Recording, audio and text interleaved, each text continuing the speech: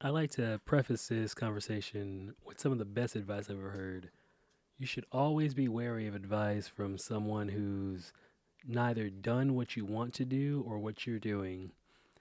And this might look a little janky, but I was too lazy to unscrew that. And literally, as I was trying to put it on this mount, it broke right here on the corner. So that's the force resistance telling me to get on with it before the idea's gone. So you may be thinking, be humble. That's pretty great advice. Timeless advice, even. And I just want to pose, like, prompt you with a little story or a little situation. Have you ever been around someone and it's evident to you that they're not really listening to you, they're just waiting for their chance to talk? Or have you ever been around someone who every time while you're telling them something, you feel like they're already smiling at you like they know more than you? Regardless of like if they do or not, but they're just like giving you the vibes and kind of looking at you like, mm-hmm, mm-hmm. This story is kind of about that, and it's kind of my fault for listening to this advice. So I wouldn't consider myself a very cocky person. Every now and then, like especially if I'm like working out, looking good, I'm a little bit arrogant. But like when it comes to skill, I feel like I'm a very hard worker. And 6 years ago, I didn't play guitar at all. And then a year after that, I was practicing for 6 hours a day every day. And I was getting up to a skill where I want to meet. This dog decided right now to come bite my leg. Go. That's not what we're doing right now. This is an unedited video. I can't have this right now. I'm trying to be serious, please. So yeah, I was working just practicing 6 hours a day. I didn't want to put the dang guitar down. And it's not like I thought I was the best ever. I am clearly aware of whose skills are greater than mine and what I want to aspire to. But I was never coming across like, oh yeah, I'm gonna be the best in this town. And advice from someone who is a musician, if you want to be the best, don't let anyone tell you that you're not the best. You need to keep that idea in your head because whatever you believe will happen. And I just wanted to be a paid musician, which happened, but not without some imposter syndrome.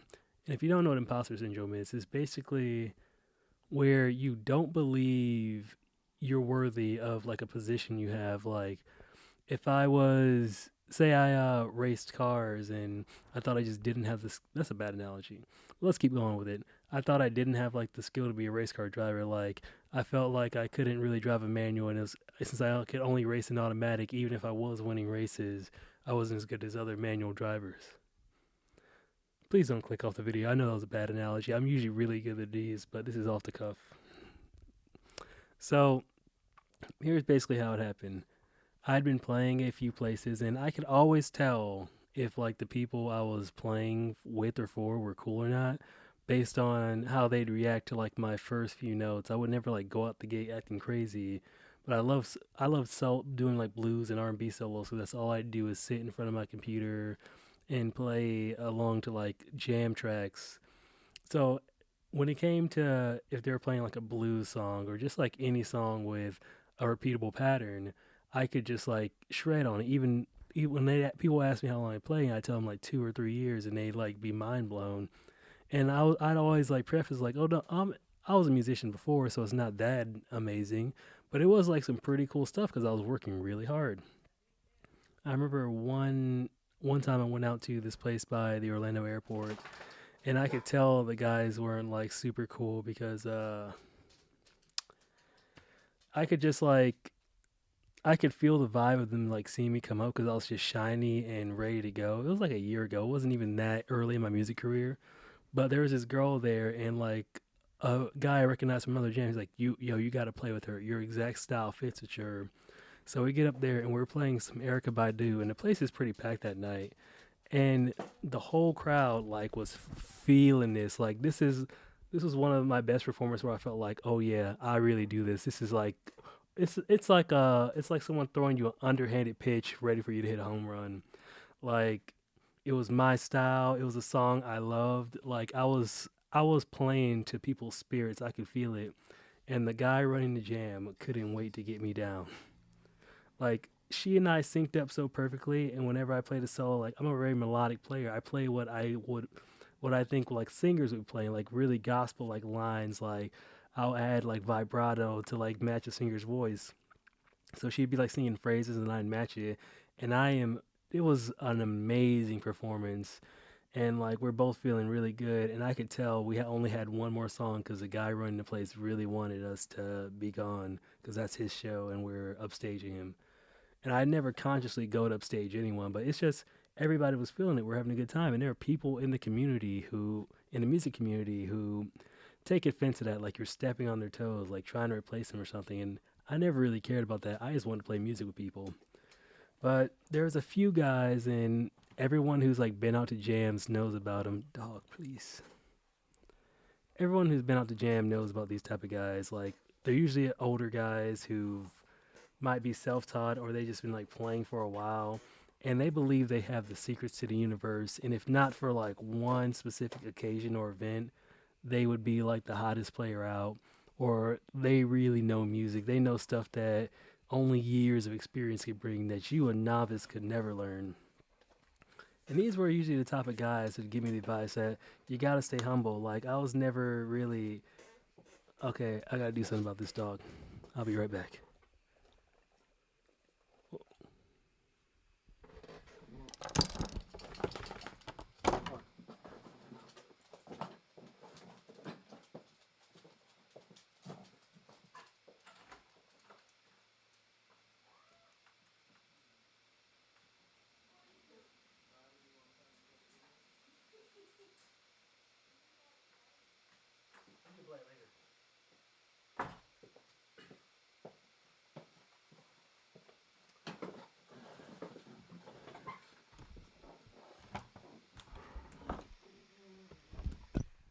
Now I have to actually make a cut to this video because of that dog. Ugh. So anyway, yeah, let me kick my feet to be comfortable. Yeah, so like there'd be a few of these guys, and I'd always smile, give them the time of day, because I was just vibing out, being cool to people. And I said this to people before, like I self sabotage now because I feel like those guys were right. Like whenever I like start getting a lot of gigs or a lot of attention, or even with photography, when I started like people wanting to book me, I started like feeling like, I don't have this, I don't have that, I don't have that. And shiny me, who was practicing 6 hours a day, wouldn't care. I'd go at the opportunity because it was an opportunity to grow. I said this in my last video if you watched it. I played my first gig for a gospel church, and if you've never seen a black church play, I say click off this video and go just type in praise break and just go watch what those musicians are doing. So I knew the fastest way to grow would be put myself in that situation where I'm playing with these amazing musicians, and that's exactly what I did. And I grew in like 1.5 years in record time. Like the stuff I picked up just from not only being around them, but having to prepare for the songs we were playing. And like people, if you've ever been in a church, you know how church people can be. And if you're not on, they giving you that look. It's like, oh man, that ain't right. You gotta do something about that. Like they're not ones that sugarcoat things. And I was growing at an exponential rate, and it was because of the hard work I was putting in. But you tell someone you have a church gig, and they're like, "Yeah, I got a church gig too." So like some people really wouldn't respect it, even though I was like not only putting in crazy amounts of work for the church, like with my practice team, but also practicing the stuff I wanted to practice and grow as a player on my own. So I like took up a jazz gig to like learn more jazz chords and like really challenge myself in that aspect to play more than one style. So all this to say, I I would never thought that I was better than anyone, but I thought my skill was merited. I mean, I thought like my respect for myself was merited. I thought that like the compliments I garnered was merited because I'm still my own worst critic. Even though I was putting in all this work, all I could think about was where I wanted to be and not where I am. So that's when those comments will really get to you because there are some people who are ready to like praise you for your failures, but as the moment you start accomplishing things, they want to see you do well, but not better than them. So like some people, you ever another way to think about it is you ever have someone tell you you're lucky for something you worked really hard for? There was no world where I thought I was given anything like, especially musically. Like I was always feeling like I was lesser than everybody else growing up, like classically playing in band and stuff. Like I always felt like there's just some links since I couldn't afford lessons or something. I was just missing something, but I was just missing some hard work because I thought I couldn't do it on my own. Even though I still worked hard in like high school, like playing my clarinet and everything. But like it's really my fault for listening to these people because I knew the hours I was putting in, and I don't know why I would think that someone else could be greater to me just because of who they are rather than how they've worked or what they've come along to do. I mean, how they've come along. It's just you there's a gut feeling you get when you meet a person who's like not really fully on board with your success or your path or what you're doing, your process. And I I've always been very intuitive with that gut feeling. Like I knew if I didn't like someone, there had to be a reason, and I would just listen because other people might like that person. Come to find out later, they don't like that person. They tolerate that person. They're used to being around that person. And it's not just one person. If you know me in real life, don't assume you know who it is because it's multiple people. Don't worry. Me being the type of guy I am, though, like, I feel like I'm pretty easy to get along with, mostly because even if I do dislike someone, I won't make it super evident that I dislike them. Like, I'm gonna stand up for myself. I'm not gonna be pushed around or anything. But I don't see it as a big issue. If I don't like him, like, oh well, just won't talk to that guy again, or just won't go where he frequents. That's easy. I don't feel the need to like put other people down or talk to them in such ways. It's just that when you see someone often enough, and you're everybody goes through phases. So I might be riding high, but in a phase where I feel I haven't been working hard enough, and I've just feel there's some nights where I'd feel like everybody was passing me, and that's when those comments start to seep in. You get those left or right comments. Like you can be so strong in your self identity, but the moment you're having a bad night and you decide to power through it anyway, and you just get someone at the wrong moment, be like, "Come on, man, you gotta be, yeah, buddy. Don't worry. In a few years, we might be able to get you where you're going." I'm like, in a few years, I'm working hard now. And if this is like feeling like a sob story, feeling like I got deep regret, don't worry, I have no regret. I'm exactly where I want to be musically, and I said in the last video also, I don't really have much drive to get a lot better. Like the guitar always has a lesson to teach me. I'm always learning things, but I don't feel like I need to go learn how to shred, do something fast, do something that Instagram would blow up over. I'm just finding out now that my YouTube channel is doing well because, or my recent videos are doing well because those are the first ones I really, really wanted to make. The first ones where I felt I was being truly authentic. The first ones where I wanted to teach. I've always wanted to teach the stuff I was learning, and I was learning at a rapid pace. I just felt like I didn't have the credentials. And that's why being overly humble is actually a curse because if you're always looking for validation, you're just waiting for everyone to agree with you. Like, I have some controversial thoughts on like some music things. I have some polarizing thoughts, and that's okay because no one ever should play music the same way. It'd be boring. Everything would sound the same. You should have different opinions because there's like so many different ways to get to the same result in music. You can learn music, you can learn theory, you can not know any of that and just learn by ear. It doesn't matter as long as you can make music that you feel and that meshes well when you're playing with others.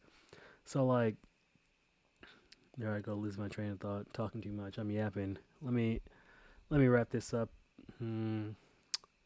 You see that right there? That's not how I really feel. Like I love to talk. I'm not. It's just that I feel like I should be doing something because of an expectation or validation, and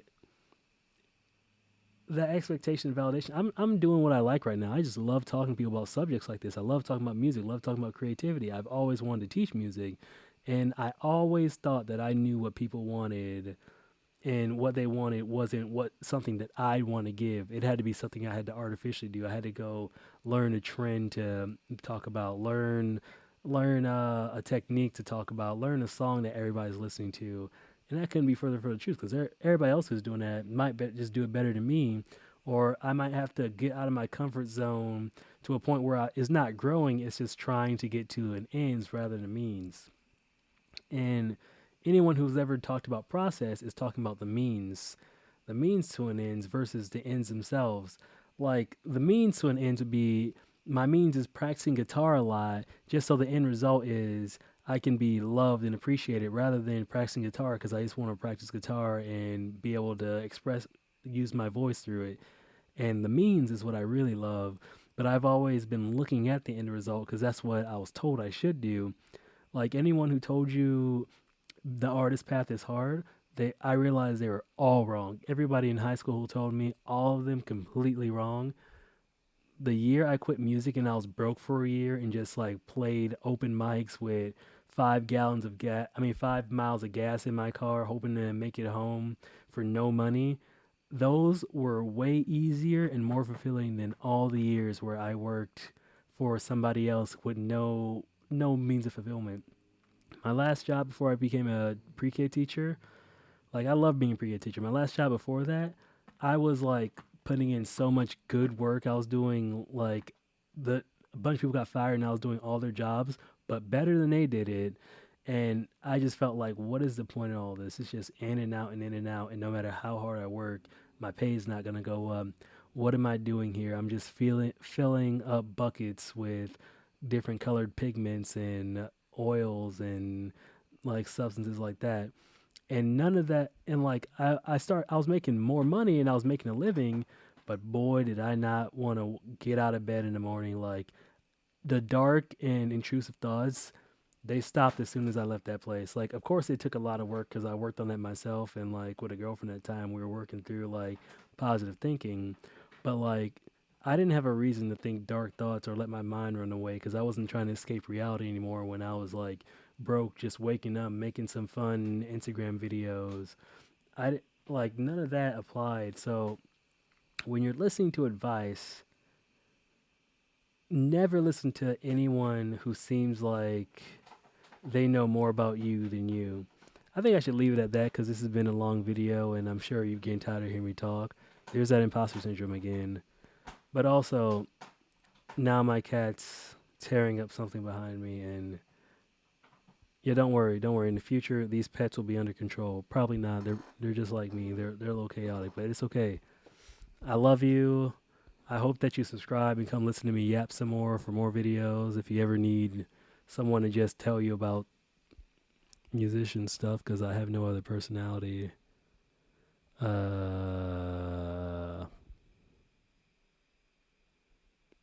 Bye.